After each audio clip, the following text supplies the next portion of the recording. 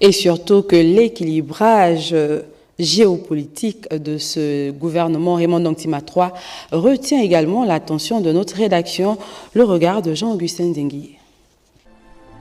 Dans le gouvernement Raymond Ndong Sima III, contrairement à Ndong Sima II, on constate un rééquilibrage géopolitique. En effet, dans le précédent gouvernement, on pouvait voir deux membres du gouvernement issus d'un même giron politique.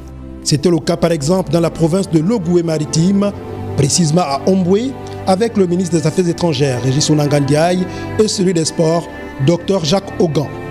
Cas similaire entendé dans la province de Langounié, Maïs Mouissi de l'économie et Loïc Ndinga Moudouma des transports.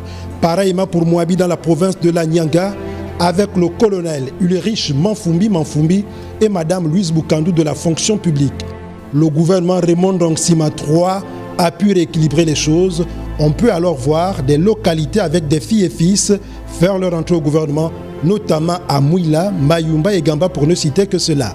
Mais dans tous les cas, il faut noter que ces membres du gouvernement, bien qu'originaires des différentes localités du pays, sont ministres de la République.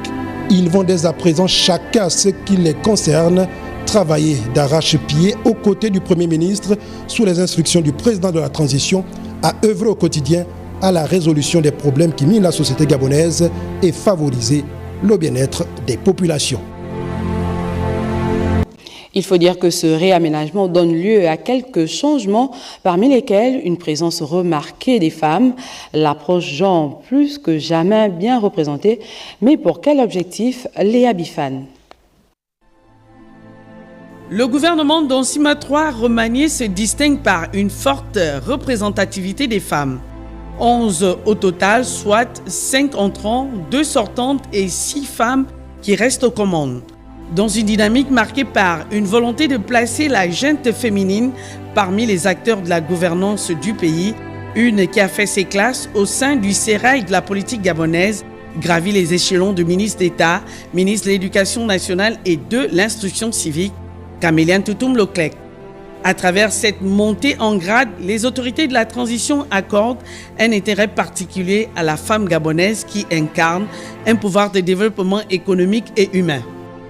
L'approche genre implique ici de mettre la femme au centre de l'action et au service de la gouvernance du pays.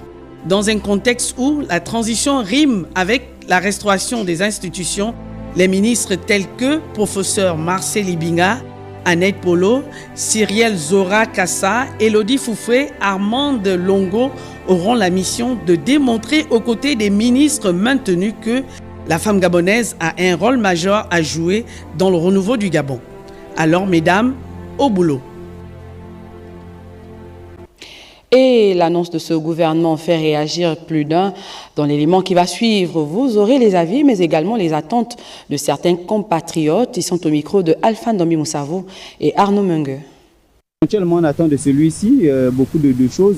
Parmi les problèmes que j'évoque, il y a le chômage, justement, le chômage des jeunes qui va s'en plein. On veut le bien-être des Gabonais. On veut le bien-être des Gabonais, l'eau, l'électricité, l'école, la santé. C'est tout ce qu'on veut. On attend simplement l'amélioration des conditions de vie des Gabonais. Et je parle là notamment du cas du ministre de l'Habitat, du ministère de l'Habitat. Le logement, on en a besoin. Plus que de parler, qui travaille. Plus que de faire des propositions, qui travaillent. Parce que bon, on est en 2025, on est toujours dans les mêmes problèmes en fait. La route, l'aménagement des voiries urbaines, le problème de la santé, à tous les niveaux qu'ils travaillent. C'est que nous voulons que le gouvernement travaille, c'est que les peuples gabonais veulent le travail. Nous voulons sur le travail qu'on veut. Le changement est bien, mais il faut qu'il y ait du travail, parce qu'il faut que les gens travaillent. On attend, il reste quand même quelques mois pour la transition.